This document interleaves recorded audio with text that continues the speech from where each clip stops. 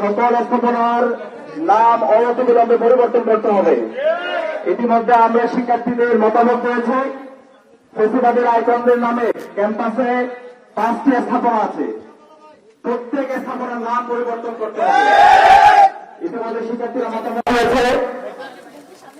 সবমত হলের নামের প্রস্তাবনা শিক্ষার্থীদের পক্ষ থেকে এসেছে। আমাদের জুলাইয়ের সহযোদ্ধা, আধিপত্যবাদের বিরুদ্ধে, আগ্রাসনের বিরুদ্ধে যিনি সবসময় সংগ্রাম জারি রেখেছেন, বাংলাদেশের ইনসাফের পক্ষে তিনি সবসময় কথা বলেছেন, আমাদের সকলের প্রিয় শহীদ উসমান হাদি, এই নাম প্রস্তাবনা এসেছে এবং শিক্ষার্থীরা, অধিকাংশ শিক্ষার্থীরা এই নামের পক্ষে প্রস্তাবনা দিয়েছে এবং এই নামের প্রস্তাবনা এবং শিক্ষার্থীদের স্বাক্ষর সহ আজকে আমরা বিশ্ববিদ্যালয় প্রশাসনের কাছে জমা দিব।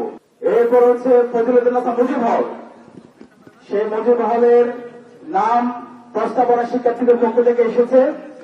দুই প্রতীক ক্যাপ্টেন সিতারা বেগম হল এবং এই নাম আমরা বিশ্ববিদ্যালয় প্রশাসনের কাছে জমা দিব।